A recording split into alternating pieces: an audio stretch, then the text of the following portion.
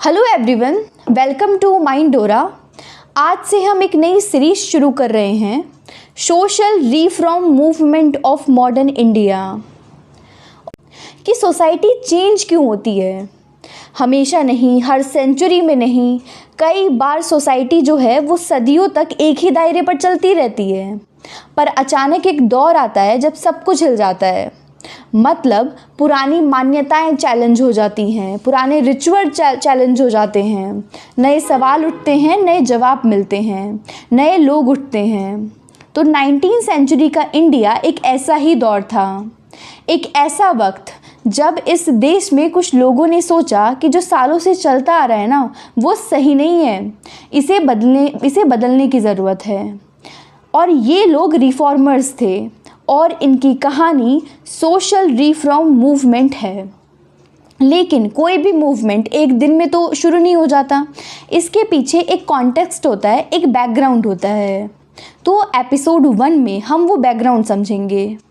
इस वीडियो में हम पढ़ने वाले हैं कि जो ये सोशल रिफॉर्म मूवमेंट है ये 19वीं सेंचुरी में ही क्यों शुरू हुए, ये 18वीं सेंचुरी में या 17वीं सेंचुरी में क्यों नहीं शुरू हुए। ठीक है, और 19वीं सेंचुरी का इंडिया कैसा था, उस वक्त इंडिया की हालत क्या थी, ऐसी कौन कौन सी चीज़ें हैं जिसने इस रिफॉर्म्स को ट्रिगर कर दिया। ठीक है, और क्या ये रिफॉर्म्स सिर्फ ब्रिटिश रूल आने की वजह से हुआ या फिर इंडिया की अपनी कुछ इंटरनल ट्रेडिशंस या रूट्स थे इसमें। तो शुरू करते हैं। कोई भी रिफॉर्म तब होता है जब हम पहले प्रॉब्लम को आइडेंटिफाई कर लेते हैं। तो पहला काम ये है कि 19वीं सेंचुरी के इंडिया की सोशल रियलिटी को समझना। तो सबसे पहले आता है कास्ट सिस्टम। इंडिया में कास्ट सिस्टम सदियों से था, लेकिन ब्रिटिश पीरियड ने ना इस कास्ट सिस्टम को बहुत ज़्यादा रिजिड और स्ट्रॉन्ग बना दिया था। कास्ट से अब एक सोशल डिवीज़न नहीं रहा, अब ये एक हायरार्की बन चुकी थी जिसमें तुम कौन सी कास्ट में पैदा हुए हो ये डिसाइड करेगा कि तुम क्या काम करोगे, तुम कहाँ रहोगे, तुम कहाँ बैठ सकते हो, कहाँ जा सकते हो, कैसे कपड़े पहन सकते हो। तो ये सब जन्म से ही तय होने लगा, कोई चॉइस नहीं बची अब किसी इंडिविजुअल इंसान की। अनटचेबिलिटी इसका सबसे ब्रूटल फॉर्म है। कुछ लोगों को सिर्फ उनकी जाति की वजह से इम्प्योर और पॉल्यूटेड मान लिया जाता था कि वो लोग अब मंदिर में आने लायक नहीं है। ठीक है, वो कुएं से पानी नहीं निकाल सकते। तो ये सब जो है ये होने लगा था, मतलब अनटचेबिलिटी, कास्ट डिस्क्रिमिनेशन ये अपने पीक पर था। वुमेन्स की अगर स्थिति की बात करें तो 19वीं सेंचुरी की वुमेन जो है उन बाल विवाह हो जाते थे, 8, 9, 10 साल की उम्र में शादियाँ, वो भी बिना कंसेंट के।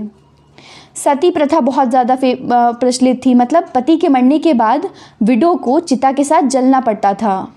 ये वॉलंटरी होता था, लेकिन अक्सर फैमिली और सोशल प्रेशर भी होता था, मतलब फोर्स किया जाता था उन्हें कि आपको सती हो जाना चाहिए। विडोहुड, अगर कोई सती होने से मना कर दे तो उसके बाद विडोहुड आ जाता था। ठीक है, और ये भी एक तरीके का सोशल बॉयकॉट ही था, मतलब आप रंग बिरंगे कपड़े नहीं पहन सकते, आप किसी रिचुअल में नहीं जा सकते, मतलब आपको एक तरफ ही कर देंगे वो लोग। फीमेल एजुकेशन प्रैक्टिकली ज़ीरो, वो लोग कहते थे लड़कियों को पढ़ने की क्या ज़रूरत है। पर्दा, मतलब लड़कियां को तो पब्लिक लाइफ से बिल्कुल कट ऑफ ही कर दो, बाहर जाने की ज़रूरत क्या है, घर में ही रहो। तो वुमेन की जो आइडेंटिटी है वो सिर्फ उसके पति से है, उसकी अपनी कोई अलग आइडेंटिटी नहीं है। रिलीजियस प्रैक्टिस की बात करें तो जो रिचुअल होते थे वो एक बड़ा हिस्सा थे और लोग ना ब्लाइंडली उन रिचुअल्स को फॉलो करते थे। क्वेश्चनिंग अलाउड नहीं थी, मतलब जो पंडित होते थे, जो रिलीजियस अथॉरिटी के लोग होते थे वो बहुत पावरफुल होते थे और वो कई बार अपनी पावर का ना गलत इस्तेमाल करते थे, एक्सप्लॉइट करते थे वो लोगों को। कॉमन लोगों को अक्सर ये पता नहीं होता था कि ये जिस रिचुअल को, जिस ट्रेडिशन को प्रैक्टिस कर रहे हैं वो कितनी पुरानी है, उसका महत्व क्या है। ठीक है, वो किसने शुरू करा, मतलब ये चीज़ें उन्हें पता ही नहीं होती थी और जो चल रहा है वो उसे ट्रेडिशन और रिचुअल मान ले रहे हैं और अगर सवाल उठाया तो इसका मतलब है कि वो अपनी ट्रेडिशन के अगेंस्ट जा रहे हैं। यहाँ एक चीज़ क्लियरली बोलनी है कि ये सब सिर्फ इंडिया में नहीं था, 19वीं सेंचुरी में यूरोप में भी वुमेन के राइट्स नहीं थे। अमेरिका में स्लेवरी थी, हर जगह सोशल हायरार्की थी। तो मतलब अगर ये समझना कि इंडिया कुछ खास बुरा था, इंडिया में ही सारी डिस्क्रिमिनेशन, कास्ट इनइक्वालिटी, मतलब ये सब था, तो ये कहना गलत होगा। लेकिन 19वीं सेंचुरी में इंडिया में कुछ लोग उठे, उन्होंने अपनी स्पेसिफिक प्रॉब्लम्स को एड्रेस किया और ये उनका काम था, और ये जो सोशल रिफॉर्म मूवमेंट है ये उन्हीं की स्टोरी है। सो 19वीं सेंचुरी में ही क्यों? तो प्रॉब्लम तो बहुत सालों से थी, तो बदलाव 19वीं सेंचुरी में ही क्यों हुआ, पहले क्यों नहीं? क्योंकि 19वीं सेंचुरी में 3 स्पेसिफिक चीज़ें एक साथ आईं जो पहले कभी एक साथ नहीं आई थी। सबसे पहला है ब्रिटिश रूल। तो अब ये कैसे इसमें इम्पॉर्टेंट है, क्योंकि समझो 1757 में प्लासी की लड़ाई के बाद ईस्ट इंडिया कंपनी का इंडिया पे कंट्रोल शुरू हो जाता है। ब्रिटिशर्स सिर्फ ट्रेड करने के लिए आए थे, लेकिन अब वो क्या कर रहे हैं, इंडिया में एक्सप्लॉयटेशन कर रहे हैं, वेल्थ को ड्रेन कर रहे हैं, रेशियल डिस्क्रिमिनेशन कर रहे हैं, और ये सब रियल था और बहुत पेनफुल था। लेकिन उस जो ब्रिटिश रूल है वो अपने साथ कुछ आइडियाज़ भी लेकर आए, जैसे कि एनलाइटमेंट आइडियाज़। 18वीं सेंचुरी के यूरोप में एक इंटेलेक्चुअल रेवोल्यूशन हुआ था जिसे एनलाइटमेंट कहते हैं। क्या होता है ये एनलाइटमेंट? मतलब रीज़न यूज़ करो, क्वेश्चंस करो, अंधविश्वास मत करो। ठीक है, इसके कुछ की आइडियाज़ हैं, जैसे इंडिविजुअल राइट, हर इंसान के कुछ अपने फंडामेंटल राइट्स होते हैं सिर्फ उसके इंसान होने की वजह से। ठीक है, इक्वालिटी, कोई भी इंसान जन्म से सुपीरियर या इन्फीरियर नहीं होता। रीज़न ओवर ट्रेडिशन, अगर कोई पुरानी प्रैक्टिस गलत है ना, और सिर्फ ट्रेडिशन बोलने से वो सही नहीं हो जाएगी। तो ये जो आइडियाज़ थे ये यूरोप में फ्रेंच रेवोल्यूशन लेकर आई थी। स्लेवरी के अगेंस्ट मूवमेंट भी शुरू हुआ था। वुमेन राइट्स का जो मूवमेंट है उसकी भी नींव यहीं से बनी थी। तो अब ये आइडियाज़ जो हैं वो इंडियन तक कैसे पहुँचे? जो इंग्लिश एजुकेशन के ज़रिए, मतलब जो ब्रिटिश एडमिनिस्ट्रेटर होते थे ना वो अपने साथ बुक्स लेकर आए। ठीक है, और जब एजुकेटेड इंडियंस ने पढ़ा लिबर्टी के बारे में, मतलब इंडिविजुअल फ्रीडम के बारे में, जब उन्होंने जाना कि राइट्स ऑफ मैन क्या है, ह्यूमन के राइट्स क्या होते हैं, तो उन्होंने अपनी सोसाइटी को ना एक नए नज़रिए से देखा।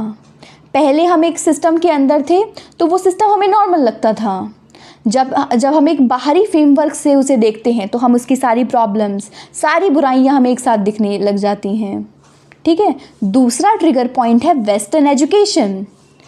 1835 मैक्यूले ने इंग्लिश एजुकेशन को ऑफिशियली प्रमोट करा। उनका इंटेंट क्या था? उन्होंने खुद लिखा था कि a class of a persons Indian in a blood and color but English in taste, opinion, morals and intellect। मतलब जो ब्रिटिश रूल था उसका इंटेंट यही था कि एक ऐसी क्लास बनाओ जो ब्रिटिश रूल को सपोर्ट करे। लेकिन जब लोग पढ़ते हैं ना तो फिर उन पे कोई कंट्रोल नहीं कर सकता, है ना। कलकत्ता, बॉम्बे, मद्रास में जो इंग्लिश एजुकेटेड इंडियंस ने जब सोशोलॉजिस्ट के बारे में पढ़ा तो फिर उन्होंने अपनी सोसाइटी को देखा। उन्होंने देखा कि हम राइट्स की बात करते हैं लेकिन हम दलित को पब्लिक में स्पेस नहीं देते, हम लिबर्टी की बात करते हैं लेकिन हम अपनी बेटियों को स्कूल नहीं भेजते। तो जो ये टेंशन है ना, तो ये रिफॉर्म का फ्यूल बन गई। वेस्टर्न एजुकेशन ने ना एक और काम किया था, ठीक है, एक नई सोशल क्लास क्रिएट कर दी थी जिसे अर्बन एजुकेटेड मिडिल क्लास कहते हैं, जिसमें आते हैं वकील, डॉक्टर, टीचर, जर्नलिस्ट, ये सब लोग। अब ना तो ये ज़मींदार हैं ना ये किसान हैं, ये एक नई कैटेगरी है। एजुकेशन है क्योंकि एजुकेटेड है ये, तो ये आइडियाज़ को समझ सकते हैं। थोड़ी इकोनॉमिक स्टेबिलिटी है इनके पास, मतलब ये सर्वाइवल में ही नहीं लगे हुए हैं। इनके पास टाइम है किस चीज़ का? सोचने का, लिखने का, ऑर्गेनाइज करने का।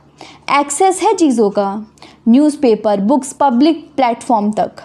ठीक है, तो रिफॉर्म्स के जो ऑलमोस्ट सारे लीडर्स हैं ना वो इसी क्लास से आते हैं। राजा राम मोहन रॉय, विद्यासागर, MG रनाडे, ज्योतिबा फूले, विवेकानंद, सब। ठीक है, तो ये तीसरा सबसे ट्रिगर पॉइंट क्या था? Print media. ये ट्रिगर सबसे ज़्यादा अंडररेटेड है लेकिन बहुत पावरफुल भी है। क्योंकि पहले ना, प्रिंटिंग से पहले एक आइडिया एक इंसान के दिमाग में है, वो कुछ लोगों को बता सकता है, वो कुछ लोगों इकट्ठे करके वहाँ पे बोल सकता है, मतलब उसकी रीच लिमिटेड है। लेकिन प्रिंटिंग प्रेस ने सब बदल दिया। एक आइडिया एक बार में प्रिंट हो जाए तो हज़ारों लोगों तक पहुँच सकता है। इंडिया में ये एक स्पेसिफिक पैटर्न में हुआ था, जैसे कि वर्नाकुलर लैंग्वेज में प्रिंटिंग हुई। बंगाली, मराठी, हिंदी, उर्दू, तमिल, मतलब सब लैंग्वेजेस में न्यूज़पेपर और जो पैम्पलेट्स थे वो प्रिंट होने लग गए। उनमें डिस्कशन होता था कि सती सही है या गलत, विडो रीमैरिज होनी चाहिए या नहीं, कास्ट सिस्टम के बारे में क्या सोचते हैं लोग, रिलीजन का रियल मीनिंग क्या है, ठीक है। तो ये सवाल पब्लिक में डिस्कस होने लगे और ये इटसेल्फ रेवोल्यूशनरी था, ठीक है, क्योंकि ये सब पहले प्राइवेट में था, घर के अंदर था, मंदिर में था, और बाद में ये एक बड़े पैमाने पर, है ना, एक पब्लिक स्प्रेड में डिस्कस होने लगा। लोगों ने रियलाइज़ किया कि सिर्फ मैं अकेले ही नहीं सोचता, और भी हैं जो इसी तरीके से सोचते हैं, ठीक है। तो एक बार तीनों चीज़ों को एक साथ देखते हैं कि ब्रिटिश कॉन्टेक्ट, मतलब एक बाहरी हमें लेंस मिला, उससे फिर हमने अपनी सोसाइटी को देखा, फिर उसके बाद हमें प्रॉब्लम्स जो हैं वो क्लियरली दिखाई दी। वेस्टर्न एजुकेशन, हमें एक वोकैबुलरी मिलती है, किस चीज़ की, राइट्स की, इक्वालिटी की, रीजंस पूछने की, ठीक है। प्रिंट मीडिया, एक प्लेटफॉर्म मिलता है जिसमें आइडियाज़ ना कहीं भी ट्रैवल कर सकते हैं, ठीक है, पब्लिक डिबेट का ये टॉपिक बन जाते हैं आइडियाज़। तो तीनों चीज़ें थीं, तीनों ने मिलकर एक मूवमेंट क्रिएट करा। अब रूट्स इंडिया की अपनी ज़मीन में नहीं थे, मतलब अब यहाँ रुकना ज़रूरी है। देखो, एक कॉमन गलत फैमिली क्लियर करनी है कि कुछ लोग कहते हैं कि सोशल रिफॉर्म मूवमेंट ब्रिटिशर्स की देन है, वेस्टर्न एजुकेशंस ने इंडियंस को इनलाइटेड किया। ये सही बात है, लेकिन ये इनकम्प्लीट पिक्चर है और थोड़ी इंसल्टिंग भी है, क्योंकि इसका मतलब ये होगा कि इंडियन खुद कभी अपनी बुराइयां नहीं देख पाए, वो खुद कभी नहीं समझ पाए कि क्या गलत है क्या सही है। तो ये सच नहीं है। तो हमें पता है भक्ति मूवमेंट जो 12 से 17 सेंचुरी के बीच हुआ था, उसमें किस चीज़ के बारे में बात की गई है, डिवोशन की, भक्ति की। लेकिन हम उसमें क्या देखते हैं कि जो भक्ति के जो संत थे, भक्ति मूवमेंट के जो संत थे, वो कहते हैं कि भगवान तक पहुंचने के लिए तुम्हें किसी ब्राह्मण प्रीस्ट की ज़रूरत नहीं है। वो साफ साफ कास्ट हायरार्की पैटर्न को अबॉलिश कर रहे हैं, ठीक है। रिलीजियस हायरार्की को रिजेक्ट कर दिया डायरेक्टली, ठीक है। अनटचेबिलिटी, सब चीज़ को वो रिजेक्ट कर देते थे, ठीक है। एक वुमेन और एक मैन दोनों इक्वल हैं, इक्वालिटी को प्रमोट करते थे, ठीक है। और अगर हम बात करें कि अगर हम देखें कि 15 सेंचुरी के जो हमारे लिटरेचर हैं, जैसे कबीरदास, उन्होंने भी बहुत कुछ लिखा है। जैसे कबीर जी कहते हैं कि कबीरदास बोलते हैं कि जात न पूछो साधु की, पूज लीजिए ज्ञान, मोल करो तलवार का, पड़े रहने दो म्यान। मतलब साधु की जात मत पूछो, तुम उसका ज्ञान पूछो। ये साफ साफ दिखाता है कि कास्ट डिस्क्रिमिनेशन पहले भी टैकल होता था, पहले भी लोग नोटिस करते थे, ठीक है। तो ये सब था। अब ये जो डिबेट जो चलती होती है, इसमें दो अप्रोचेज़ हैं जो बहुत ज़्यादा उभर कर आती हैं। इम्पॉर्टेंट कॉन्सेप्ट, ठीक है। ये कॉन्सेप्ट पूरी रिफॉर्म मूवमेंट को समझने की चाबी है। और ऑनेस्टली सिर्फ हिस्ट्री नहीं, ये जो डिबेट्स होती हैं ये तुम्हारे आसपास भी चल रही होती हैं, और तुम कभी ना कभी इस डिबेट का पार्ट भी होते हो और तुम्हें पता भी नहीं चलता। तो अब ध्यान से सुनो। 19वीं सेंचुरी में एजुकेटेड इंडियंस ने अपनी सोसाइटी की बुराइयां देखी और एक सवाल सामने आया कि बदलाव कैसे लाएं। बुराइयां हैं हमें पता है, लेकिन हम इसे बदलें कैसे। तो अब दो तरीके के लोग सामने आते हैं, एक है मॉडर्निस्ट और एक है रैशनलिस्ट। मॉडर्निस्ट में कौन कौन है? मॉडर्निस्ट एक अप्रोच, पहली अप्रोच है ये, पहले हम इसे पढ़ेंगे, पहले हम मॉडर्निस्ट के बारे में पढ़ेंगे। तो मॉडर्निस्ट जो लोग हैं वो कहते हैं जो गलत है वो गलत है, बस, ठीक है। मुझे कोई वेद पुराण उपनिषद खोल के देखने की ज़रूरत नहीं है कि पुरानी टेक्स्ट बुक्स में क्या लिखा है, ठीक है। ह्यूमन रीज़न, इंसान की अकल काफ़ी है ये डिसाइड करने के लिए कि सही क्या है और गलत क्या है। एक एग्जाम्पल से समझते हैं। जैसे सती के बारे में राजा राम मोहन रॉय का आर्ग्यूमेंट क्या था? उन्होंने कहा कि एक ज़िंदा इंसान को जलाना ये गलत है, ये क्रूएल्टी है, ये इनह्यूमन है। मुझे इसके लिए किसी वेद या पुराण खोलने की ज़रूरत नहीं है, ठीक है, ये सीधा सीधा लॉजिक की बात है, जो गलत है वो गलत है। ठीक है, मुझे वेद से आर्ग्यूमेंट नहीं करने हैं इस बात को गलत साबित करने के लिए। ठीक है, और अगर दूसरे देखिए कास्ट के बारे में जब ज्योतिबा फुले आर्ग्यूमेंट करते हैं तो वो क्या कहते हैं कि कोई भी इंसान अपनी जन्म की प्लेस ऑफ बर्थ की वजह से सुपीरियर या इन्फीरियर नहीं होता, वो जन्म से कास्ट डिटरमाइन नहीं की जा सकती, ये फंडामेंटली रॉन्ग है। और ज्योतिबा फुले ने कभी नहीं कहा कि वेदों में तो ऐसा नहीं लिखा है। ठीक है, हाँ, जो लिखा ही नहीं है तो फिर उस बात को मानना क्यों, ये सब नहीं उन्होंने कहा। उनका सीधा सीधा ये था कि अप्रोच कंसिस्टेंट थी उनकी। मतलब अगर तुम रीज़न से आर्ग्यू करते हो ना तो वो आर्ग्यूमेंट हिंदुओं के लिए भी सही है, मुस्लिमों के लिए भी सही है, क्रिश्चियन के लिए भी सही है, किसी एक रीजन पे डिपेंड नहीं करते। और ये मॉडर्निस्ट की स्ट्रेंथ थी। ठीक है, अगर अप्रोच फंडामेंटली ऑनेस्ट है, क्योंकि वो ट्रेडिशन से ट्रेडिशन को बाइंडली फॉलो नहीं करती, तो यही होता है। मतलब जो सही है वो सही है और जो गलत है वो गलत है, दैट्स इट। लेकिन ये जो मॉडर्निस्ट अप्रोच है ना, इसकी एक वीकनेसेस भी थी कि कॉमन जो लोग होते थे वो कनेक्ट नहीं कर पाते थे इससे। कैसे कॉमन लोग, मतलब साफ साफ तो बोला गया है कि जो गलत है वो गलत है, साफ साफ रीजंस दिख रहे हैं, तो फिर कॉमन लोग क्यों नहीं कनेक्ट कर पा रहे हैं? क्योंकि तो एक सिनेरियो सोचो कि एक गांव का किसान है। ठीक है, वो अपनी पूरी ज़िंदगी एक सर्टेन वे में जीता है, वो अपने धर्म पे विश्वास करता है, वो अपने ट्रेडिशन को फॉलो करता है। अब एक बार तुम जाओ और तुम उसे बोलो कि ये एक फ़िलासफ़र हैं, ये लिबर्टी के बारे में बात करते हैं। लिबर्टी क्या होता है? लिबर्टी कि तुम जिस कास्ट सिस्टम को फॉलो करते हो ना वो गलत है। ठीक है, तो वो तुम्हारा मुंह देखेगा, मतलब उसे तो कुछ पता ही नहीं फ़िलॉसफी क्या होती है, फ़िलासफ़र क्या होता है। वो तुमसे डिस्कनेक्ट फील करेगा, वो तुमसे एग्री ही नहीं करेगा। तो ये थी मॉडर्निस्ट की सबसे ज़्यादा बड़ी वीकनेसेस कि जो लोगों से कनेक्ट नहीं हो पाते थे, कॉमन लोगों से कनेक्ट नहीं हो पाते थे। अब पढ़ते हैं अप्रोच 2 के बारे में, रिवाइवलिस्ट अप्रोच। दूसरी अप्रोच के लोग कहते हैं कि हमारी ओरिजिनल ट्रेडिशन में कोई खराबी नहीं है। मतलब प्रॉब्लम ये नहीं है कि हमारी ट्रेडिशन गलत है, प्रॉब्लम ये है कि टाइम के साथ साथ जो हमारे पुराण उपनिषद हैं वो लोगों ने करप्ट कर दिए हैं अपने प्रॉफिट के लिए। तो सॉल्यूशन क्या है? वापस जाओ अपनी ओरिजिनल और प्योर ट्रेडिशन की तरफ, मतलब रिफॉर्म करो लेकिन अपनी ट्रेडिशन के अंदर। एक एग्जाम्पल से समझते हैं इसको भी। दयानंद सरस्वती हैं, आर्य समाज के फाउंडर हैं। वो कहते हैं कि वेदों में कहीं भी मूर्ति पूजा नहीं लिखी है, वेदों में कास्ट बाय बर्थ को सुपीरियरिटी नहीं दी गई है, वेदों में चाइल्ड मैरिज नहीं है। ये सब बाद के करप्शंस हैं, बाद में ऐड किया गया है ये सब। तो वापस वेदों की तरफ चलो ताकि बुराइयां जो हैं वो ऑटोमेटिकली हट जाएं। ठीक है, अब इसी अप्रोच को एक और एंगल से समझो कि वही गांव का किसान जिसकी बात हमने पहले करी थी। अब तुमने उसे बोला कि ट्रेडिशन गलत है, वेस्टर्न आइडिया से सीखो तो वो डिफेंड हो जाएगा। लेकिन तुम उससे कहो कि वेदों में लिखा है, हमारे ऋषियों ने लिखा है कि जो जन्म के आधार पर कास्ट नहीं होती है। ठीक है, तुम्हारे कर्म तुम्हारी जाति डिसाइड करेंगे, तो फिर वो तुमसे शायद कनेक्ट फील करे। ठीक है, फिर तुम इक्वालिटी की बात करोगे तो वो सुनता है, वो क्योंकि उसको ना अपनी ट्रेडिशन की लैंग्वेज ही समझ में आती है। और ये जो मॉडर्निस्ट की वीकनेसेस थी ना, वो रिवाइवलिस्ट की स्ट्रेंथ बन जाती है कि वो मास मोबिलाइजेशन, वो लोगों तक पहुंच जाते हैं, लोग उनसे कनेक्ट कर पाते हैं। ठीक है, तो ये था।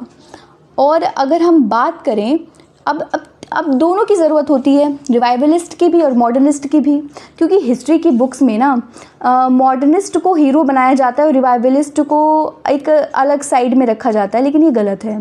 लेकिन रियलिटी इतनी सिंपल है कि दोनों की ज़रूरत है। मॉडर्निस्ट अप्रोच ने इंटेलेक्चुअल फाउंडेशन दिया था, उन्होंने जो लॉ बनाए गए थे उनसे आर्ग्यूमेंट किया, रेशनल फ्रेमवर्क दिया।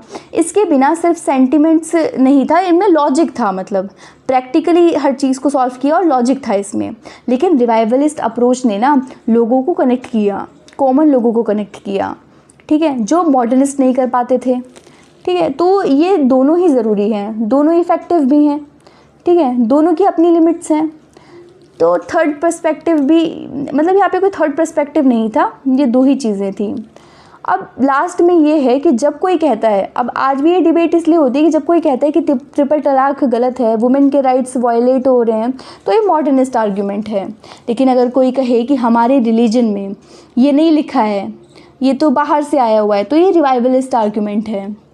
ठीक है, जब कोई कहे कि कास्ट रिजर्वेशन रॉन्ग है क्योंकि सब कुछ तो मेरिट के अकॉर्डिंग होना चाहिए, तो ये आर्ग्यूमेंट है। लेकिन अगर कहे कि अगर रिवाइवलिस्ट कहें कि डिस्क्रिमिनेशन, सेंचुरी के जो डिस्क्रिमिनेशन किया है उसके हिसाब से मेरिट की बात मत करो, तो ये दूसरा आर्ग्यूमेंट है। तो 19वीं सेंचुरी की डिबेट नहीं है ये, आज भी डिबेट होती है इस बारे में। सोशल रिफॉर्म मूवमेंट सिर्फ हिस्ट्री नहीं है, ये आजकल का ही इंडिया है। हम अलग अलग पर्सपेक्टिव से चीज़ों को देखते हैं। ठीक है, अब बात करते हैं कि एक क्लास की कहाँ, मतलब रिफॉर्म मूवमेंट्स के लीडर कौन थे, मतलब बैकग्राउंड क्या था उनका। तो वो एजुकेटेड मिडिल क्लास से आए थे। राजा राम मोहन रॉय कलकत्ता से थे, ईश्वर चंद्र विद्यासागर भी कलकत्ता से थे, और जस्टिस रनाडे जो हैं वो बॉम्बे से थे, ज्योतिबा फुले पुणे से थे, गोपाल कृष्ण गोखले बॉम्बे से थे, है ना। मॉडर्न एजुकेटेड लोग थे। अब एजुकेटेड मिडिल क्लास, हम सेक्शन 2 में ये पढ़ चुके हैं कि ये सब लोग ना एजुकेटेड मिडिल क्लास से आते हैं, लेकिन ज़्यादातर जो थे उसमें मेंस ही थे। लेकिन वुमेन के लिए भी रिफॉर्म्स की बात की गई है, और कुछ वुमेन्स भी हैं जो इस रिफॉर्म का मेजर पार्ट रही हैं। ठीक है, और लीडर्स एजुकेटेड थे, उर्बन थे, इंग्लिश स्पीकिंग थे, और वो जिस सोसाइटी को रिफॉर्म करना चाहते थे वो सोसाइटी ज़्यादातर रूरल थी और इलिटरेट थी और उनकी लैंग्वेज नहीं बोलती थी। तो ये उनका एक फंडामेंटल चैलेंज था कि तुम किसी प्रॉब्लम को सॉल्व करना चाहते हो लेकिन तुम उसे डायरेक्टली कनेक्ट नहीं कर पाते हो।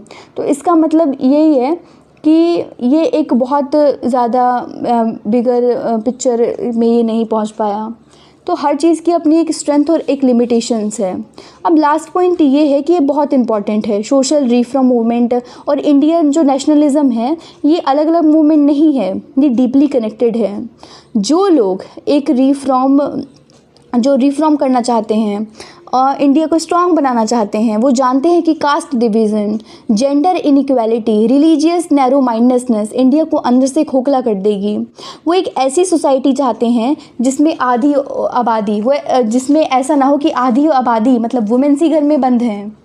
ठीक है, जिसमें कुछ लोग दलित वो मंदिर नहीं जा सकते। अब ऐसा तो कुछ नहीं चाहिए ना, सोसाइटी को और अपने नेशन को स्ट्रॉन्ग बनाना, इसलिए सोशल रिफॉर्म मूवमेंट ज़रूरी है।